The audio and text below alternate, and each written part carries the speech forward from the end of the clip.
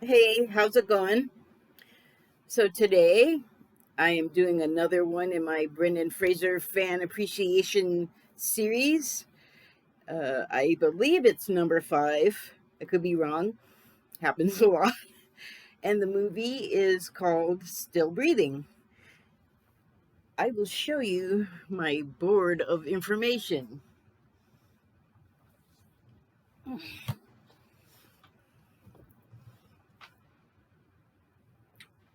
I hope that that is legible to people. I wrote some small stuff, so that's why I'm bringing it near.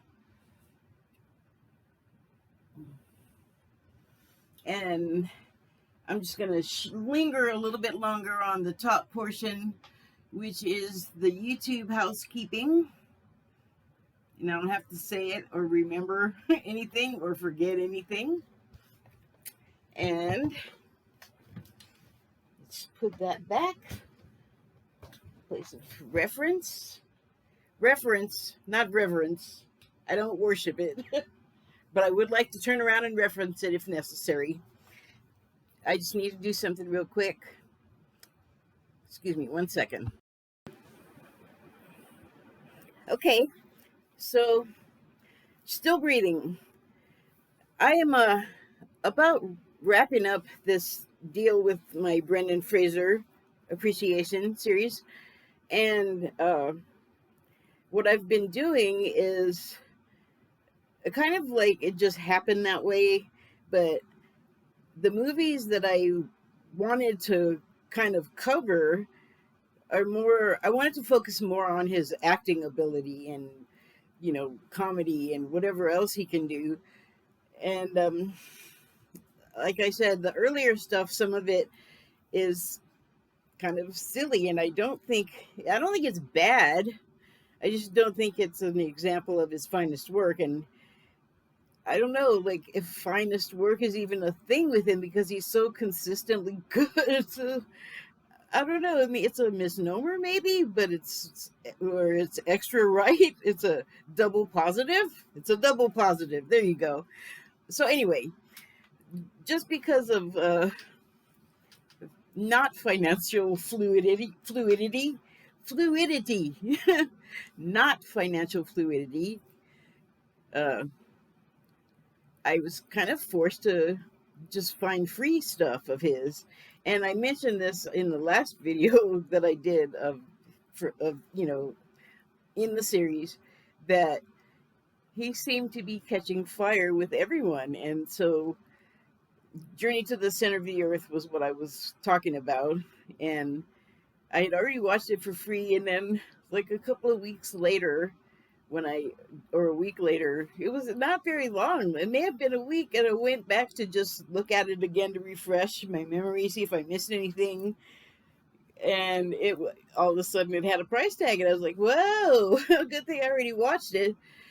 But I ended up being able to watch it because I'll just tell you again, I had some Amazon credits, and it just happened to be the same amount that I needed to rent the movie, so I just gave Amazon their money back that I had earned for doing a survey. Um, so, yes, he is getting pretty popular, and I get paid once a month. And so I kind of didn't know I was going to do this when last month started, or this month, I guess, started. And I just didn't budget for it. And so that's okay. I get paid this weekend, so I will be able to go ahead and rent that last film that I'm planning to do in the series. And I'll just reserve what that is until that time. Thank you very much. Anyway, this movie, however, in light of all that I just talked about, I was to have been like kind of looking around for things that were of the quality that I wanted to talk about. And so I looked several places, and it's been, like several weeks that I've been doing this.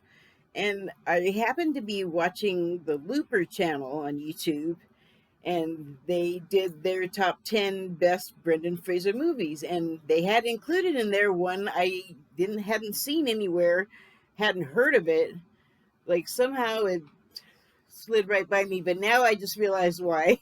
Because I wasn't living in LA at the time, and I wasn't doing in LA, like movies were easy. I knew people that worked in the theaters and I could see them for free, or I knew people that had copies of things. I could go to screenings. I like free stuff, okay?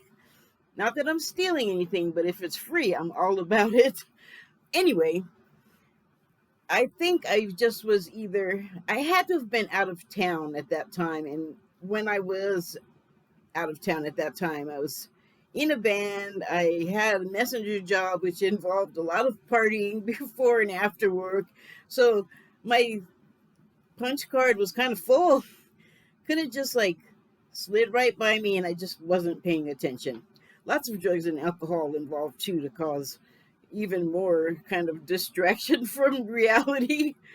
So I think that's why it escaped my notice. But I was glad the young lady who they don't say who their names are, or maybe she did in the beginning. I don't know. I probably wasn't listening.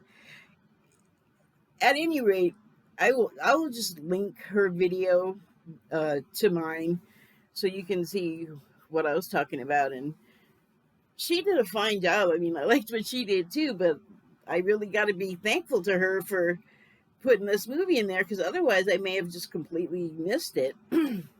Okay, that all out of the way.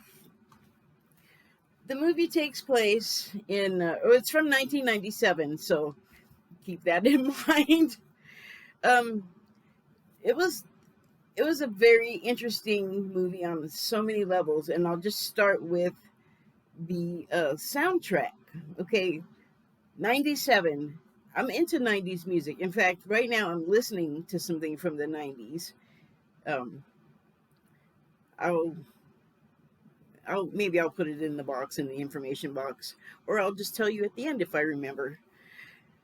But it seemed fitting, and it's interesting that it's not as dated as you would think. Like the fashion is not that. It's really not that different from things you can find today. A little bit, but it's not jarringly noticeable. And the reason I bring that up is because the soundtrack of this movie is it has no contemporary music. It's all classical. So that was different. That put a whole new tone and twist on it. Like I think there may have been a couple of times there was some like rock music or whatever, but I think it was very generic. Like maybe they didn't want to pay for any licensing, which I can totally understand. It's why I'm listening in my headphones rather than playing what I'm listening to along with you because I cannot afford to pay Robert Plant fees. So da da da da da da. That's that.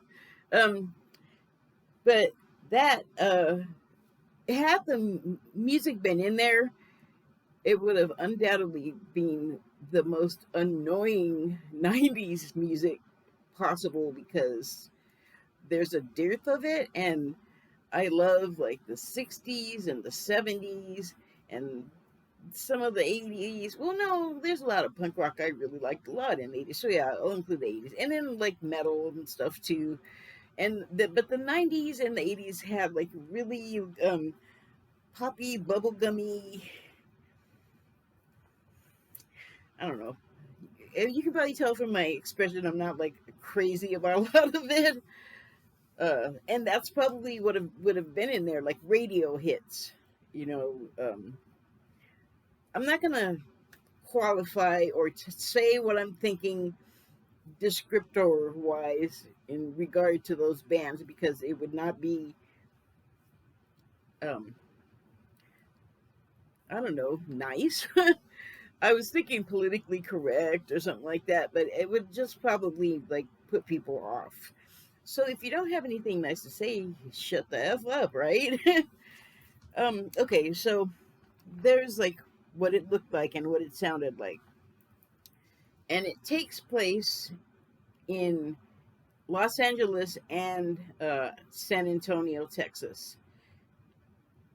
Um, it has a very dreamy element to it. There's definitely like some psychic, you know, paranormal, I tend to like think of ghosts and UFOs and cryptids, but let's go with ESP. It's not exactly that. Well, let me just spoil the crap out of it here. The young man that Brendan Fraser plays, Fletcher Spooner, Fletcher McBracken, Fletcher McBracken. He comes from a family of dreamers, is what they say, but it's a little deeper than that because Fletcher's mother, Fletcher's father, dreamt of his mother, hadn't met her before, somehow managed to find her in another town. I think they said Dallas or something. She was just in another Texas city, and he had never met her. And he like, well, in the if you've ever had a dream that's come true later, for me at least, when you go back to the dream, maybe for whatever reason you go back, but more details come to light. It's not unusual. It happens with a lot of things in life. So anyway, that's how Fletcher's father and mother met. Well, Fletcher's grandfather did the same thing, and the grandmother's in the movie, and she talks about it. And so it's so cute that Fletcher dreams of a woman, and he's an artist, so he does various things to try to put her face together. So, I mean, if you're drawn to something and you're always thinking about it, you want to put a face together. Like, he had the face in the dream, but I guess he wanted to be able to look at it anytime and hold it in his hands, or that's, I mean, that's the feeling I got about it. And so he has a dream, and his co-star, uh, Roz, Will, is an art curator and also an artist in Los Angeles, and she also has dreams. It's uh, so she is sort of a woman. I think mid somewhere in her 30s. I'm thinking, and she is doing what many women do because I guess there's more of us than there are men, and searching for a man, and she's just getting disillusioned because she's not meeting anyone that she wants to stay with. Or well, I mean, that's enough right there. Whatever the reason, if you don't want to stay with someone once you've met them, then they're no good for you. So you let them go. And I kind of understand that. I have a different thing going on. It's not like I had a whole bunch of choices to make, but you know, sometimes you just your choices are like, never mind. Like I'll just go back to what I was doing and forget all this. So my thing is totally different. She's like actively pursuing finding her true love, basically. She doesn't phrase it like that, but I mean, she kind of tippy toes around it. But everyone kind of gets it, and by everyone, I mean her friends. Her friend in LA, her best friend is a woman named Elaine, played by Ann Magnuson. I love God, I love Ann Magnuson. If I can get it the frick out of my mouth. She's been around for a long time and been in some movies that I think are cool. Maybe I'll do something on her coming up. That's not a bad idea. Maybe I will. Anyway, she's the friend, and the friend has been married multiple times, and she marries rich men because that's her deal. She doesn't want to be alone, and she doesn't want to be poor. Not my deal. Um, and she's kind of a mess, but she's not the star of the movie. It's not important. She's just a foil to Roz, basically. Or I don't know if foil's the right word, but she is definitely there to be the friend, and also I think in the script to act as a contrast, so that Roz is not quite so. Oh my, what is the word I want to use? I guess desperate. I mean, if you keep marrying over and over, and you just can't be alone that bad. That's, to me, that's kind of desperate. That's just me, though, just my opinion. Don't, it's not the end of the world. um but Roz has these dates and she's unsatisfied, and she's meeting guys that are just like, even she even meets a really rich guy that's like all into her and buys her like a five figure painting, even though she tells him, no, no, don't buy it for me. And they have a discussion, and he even says, they both, in their discussion, it's clear that they understand that she's not into like going out with someone and then like fulfilling some expectation. And he says, oh, no, no, I'm not that way. I'm not. He's from South America. I'm not going to do the accent anymore. I don't think the accent is real on this guy. Oh, I don't know. Maybe the name, it might be real. It sounded put on though, like maybe he's just like from LA or the States, and he put on the accent because it sounded fake. Anyway, the guy's very wealthy, and he buys her the painting, and then he's coming around. He obviously is expecting something, even though he said he knew that that's not right and that he wasn't going to do that. Just says what she wants to hear and turns around and does it anyway. She's not stupid. She is expecting it, obviously, because she sees it coming. But she has like a starts to have a dalliance with him, and then like is ends up getting put off by the guy. And that's likely because in the meantime, Fletcher is doing his things that he does in Texas, which are diverse and sort of wacky. Like, he should really be from Austin, Texas. But anyway, he's not. He's from San Antonio. And there's a lot of nice scenes where he and his grandmother are playing classical music, and they're each sitting in a little boat, like duetting on the river or the creek. Pardon. I don't know, some waterway. It's pretty small. And it's pleasant and it's soothing, and it's like nice and cute to watch them hanging out together. And he's telling her gradually that about this girl that he's dreaming about, and she's like excited about it because she's been there. She knows what's happening, and you know it's not a bad thing to her. It's not creepy. So the dream thing comes with a lot of people with some psychic stuff, and with like I was talking about how like if you return to a dream, you develop more from it. Well, he is so intent, and he has this gift. He's so intent on finding this girl, this woman, that he starts getting hits. Like, he gets a word, and it's Formosa.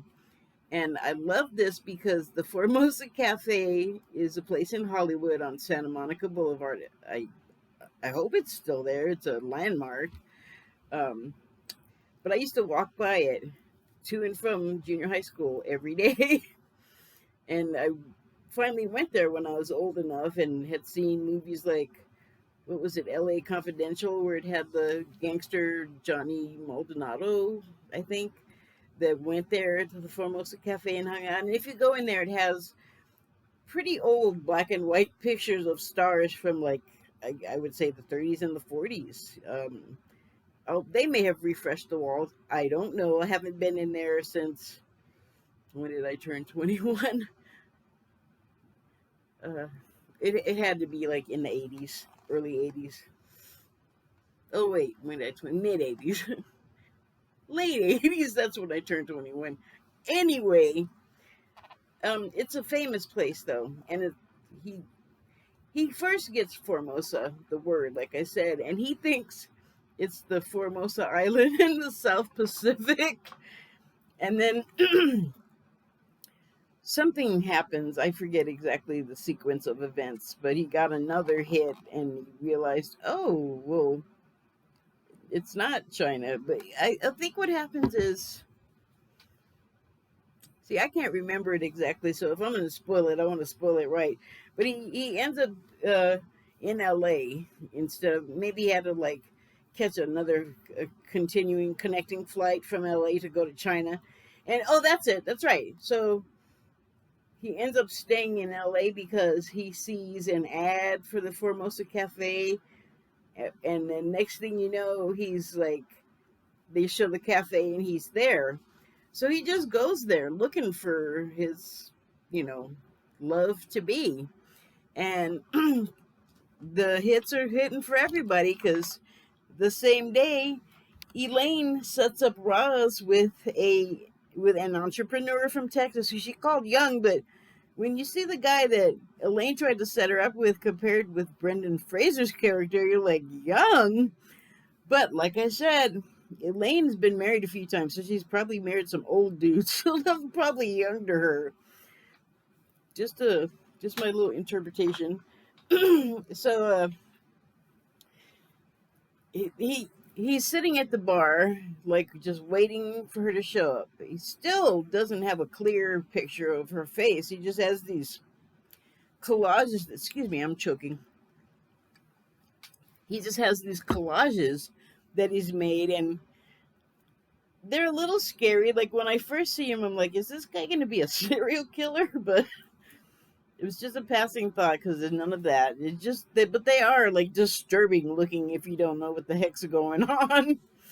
So he's not quite sure what she looks like, but in she walks and sits down next to him at the bar, and she starts talking, and then he turns around and looks at her, and he's like, "Oh, this is her! Oh my God, this is her!" It's pretty cool, actually. And she hears his accent and says, "Oh, are you from Texas?" And he says, "Yeah." And she starts talking to him like she's talking to the other guy and talking to him about his business. And well, Brendan Fraser has a business, but it's not like wealthy. It's not creating wealth for him. It's more of a creative fulfillment thing, which actually I think is better. But that's just me. Uh, so she ends up going off with Brendan Fraser, and they get to know each other a little better. And he knows that he has to tell her about this dream thing. And so this was pretty neat. I thought, neat. Where is that coming from? I'm turning into such a goober. It was pretty cool though. They are taking a little walk, and she falls. She gets startled by a dog, and she falls and skins her knee. But the dreams that they have, they don't really specify whose dreams are whose. And I didn't realize it when I first saw it that it was not his dream, that it was hers. That's when you find out that she's also dreaming, which is probably like I'm drunk, which is probably why the other people were able to hook up. Like their fields felt each other and they were just drawn to each other. And I'll get to something about that at the end here, if I remember, because I'm terrible about remembering stuff in these things. But anyway, there's a dream where it's the two of them as children, or that's what you assume. And in the dream, the little girl skins her knee, and the little boy comes up to her and takes his shirt and folds it and puts it down on her knee to sop up the blood. So when she falls, and remember, they've just met each other. He hasn't told her anything about why he's really there, or the mistake about the Formosa. Like she thinks he was going to China for business, and he finds her, and it's the right her. So he's like, I ain't going to China anymore. Don't need to. Found her. Everything's good. But he doesn't let her know that right away. So she still thinks wrong things, and gradually he gets around to it, because how are you going to just walk up to a stranger and go, hey, I had a dream about you, and we're going to be together, and we're going to be in love, and let's go to Texas and leave your life. Bye now. Come on. No, you can't. You got to work up to that. So he does, and but she falls and skins her knee, and Fletcher ends up putting his shirt on the bleeding, just like the boy did in her dream, and she gets freaked out. And I think this is just my own spin because I know this is not a real thing. It's like a story that somebody wrote. But if it were reality, I can see how her knowing that she had this dream and she was obviously attracted to him because he's attractive and young and slim and muscular and ooh la la and all that. So she's like into it. Like, yes, I want this to be the guy from Texas. And gosh, he's not. Gosh, and gee, and me. What is happening to me? Anyway, he's a nice guy. He's interesting. He's um, receptive to her. He's attentive to her. He's kind. He's sweet. He's different from people in Hollywood. And yeah, you're going to find somebody completely different from people in Hollywood from just about anywhere in Texas. And that's a good thing. And it's not a bad thing to be from Hollywood. I'm just saying it's good. It's good that they have that difference because well, what I started to say about the her in the dream and when she realizes that he's done the same thing that's in the dream, like she obviously gets that like it's something. Like she gets freaked out and she backs up and she backs off a little bit and he calms her down and gets her to let him talk to her again, and they work up to the point where he finally is able to bring her to Texas, and then she sees who he really is and what he really has, and she has to decide, like, do I want material wealth or do I want love? And he does finally, when he brings her home, he has to tell her finally, it's hard to work up to, and he doesn't want to blow it. He likes her and he wants it to work out. But when he brings her home, he they don't know that he didn't go to China to find her. They're like, oh, she's not Chinese. And they also know the history of this family with the dreaming and the meeting of the marriage, the blah, blah, blah, the true love marriages, the unusual way they meet. Like everyone's aware of this and they're excited. So she's there at his house. She gets to rest, and soon after she's there, they throw a party at the home. And she's like, "Why is everybody looking at me? Is there something on my teeth? Like, what did I do?" And you know, Fletcher tries to explain to her, but he's kind of pulled in different directions because he's the host of this party. And so at one point, she's just off by herself because she's just like, what is going on? I don't like this. And Ida, the grandmother, comes into the room and talks to her and explains to her. But at this point, she's learned what Brendan Fraser thinks and about the dream and why he's brought her there. And so the grandmother, Ida, is just in there calming her down because, as she says, hey, I've been there. I know exactly how you feel. Or maybe, I may be getting this wrong. Maybe it's Ida that tells her about the dream thing. I knew I should have watched it again, but I was tired. I have a backache and I did a bunch of other stuff. And I just really wanted to get this done before I keel over. Anyway,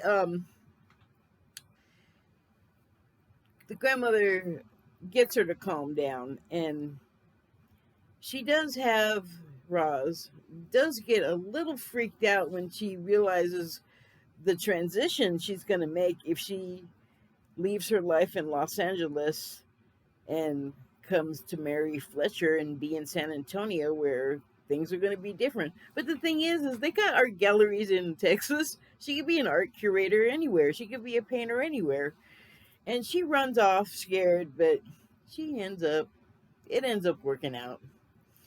Um, it was a interesting time to have come across the movie for me personally because,